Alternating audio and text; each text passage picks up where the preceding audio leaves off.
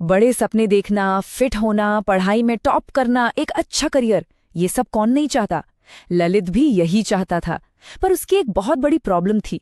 वो सारा काम मोटिवेशन के भरोसे करता था। मतलब जब जोश आया तो दौड़ लिया, जब मन किया तो किताब खोल ली। और ये मोटिवेशन, ये तो आता जाता रहता है। तो फिर सवाल ये है कि बिना मोटिवेशन के कोई लगातार कंसिस्टेंटली आगे कैसे बढ़ सकता है। चलिए आज इसी का जवाब ढूंढते हैं। एक दिन पार्क में ललित की मुलाकात एक बुजुर्ग से हुई। वो हर मौसम में हर दिन टहलते हुए दिखते थे। ललित ने उनसे पूछ ही लिया कि आखिर इसका राज क्या है। उन्होंने बस एक सीधी सी बात कही, बेटा, मैं मोटिवेशन से नहीं, डिसिप्लिन से चलता हूं।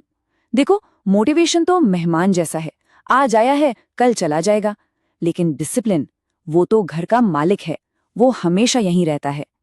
ये एक लाइन ललित की पूरी सोच बदलने वाली थी। और यहीं पर मोटिवेशन और अनुशासन का फर्क एकदम साफ हो जाता है। मोटिवेशन क्या है? एक इमोशन है, एक भावना, एक लहर की तरह जो आती है और चली जाती है, इसीलिए ये भरोसेमंद नहीं है। दूसरी तरफ अनुशासन या डिसिप्लिन एक फैसला है, एक पक्का इरादा। ये मूड के बदलने से नहीं बदलता। मोटिवेशन फ्लीटिंग है, मतलब आता जाता रहता है, जबकि अनुशासन कंसिस्टेंट है, यानी लगातार बना रहता है। इसीलिए मोटिवेशन पर भरोसा नहीं कर सकते। लेकिन अनुशासन एक ऐसा सिस्टम है जिसे हम खुद बनाते हैं, और ये सिस्टम हमें तब भी आगे बढ़ाता है जब हमारा मन बिल्कुल साथ नहीं देता। तो सवाल ये है कि ये सिस्टम बनता कैसे है। यहीं से ललित की असली ट्रेनिंग शुरू हुई। उसने मोटिवेशन का इंतजार करना छोड़ा और एक छोटा, ना टूटने वाला रूटीन बनाने का फैसला किया। अगली सुबह अलार्म बजा और मन ने तुरंत अपना काम शुरू कर दिया। पहला बहाना, उफ, आज तो ठंड ज्यादा है। फिर दूसरा बहाना, यार कल की थकान अभी तक नहीं उतरी। और फिर तीसरा, शरीर में दर्द भी हो रहा है। मन हर कोशिश कर रहा था उसे रोकने की। लेकिन ललित ने खुद से सिर्फ एक वादा किया था, चाहे कुछ भी हो, सिर्फ 10 मिनट दौड़ना है। और वो उठ गया, जूते पहने और दौड़ने चला गया, बस 10 मिनट। ये छोटी सी जीत असल में बहुत बड़ी थी, क्योंकि ये मन के खिलाफ उस नए सिस्टम की जीत थी। और यहीं उसे वो बात समझ आई जो उसके दादाजी कहा करते थे कि मन तो मौसम की तरह है, कभी धूप, कभी बादल, कभी बारिश, ये तो हमेशा बदलता रहेगा।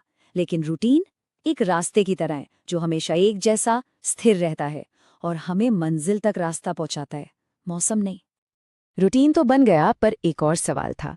आखिर ऐसा क्यों होता है कि हमारा मन कभी इतना मजबूत और कभी इतना कमजोर हो जाता है? क्यों कभी कभी खुद पर कंट्रोल करना इतना मुश्किल लगता है? इसका जवाब हमारी आदत में नहीं, बल्कि हमारी दिमाग की बनावट में छिपा है।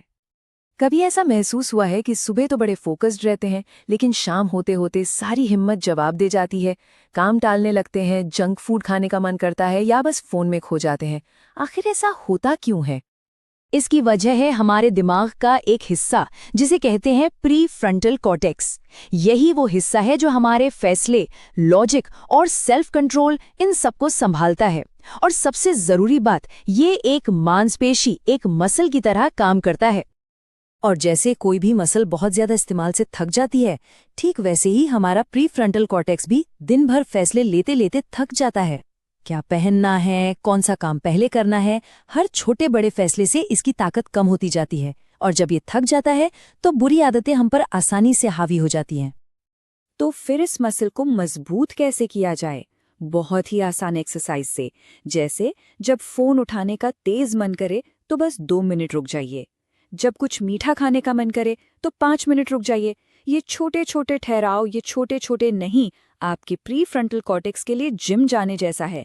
यही उसे धीरे धीरे मजबूत बनाते हैं। सेल्फ कंट्रोल की मसल तो मजबूत हो रही थी, लेकिन एक और दुश्मन था जिससे लड़ना बाकी था, टाल मटोल, यानी प्रोक्रेस्टिनेशन। जब कोई काम बहुत बड़ा लगता है तो उसे शुरू करने की हिम्मत ही नहीं होती। इसके लिए एक बहुत ही कारगर नियम है। असली समस्या काम का बड़ा होना नहीं है, बल्कि शुरुआत का भारीपन है। जब सामने एक बड़ी सी किताब या एक मुश्किल प्रोजेक्ट हो तो ऐसा लगता है कि इसे शुरू करना नामुमकिन है। तो फिर शुरुआत की कैसे जाए? जवाब इस एक नंबर में छिपा है, सिर्फ 5। ये है 5 मिनट का नियम।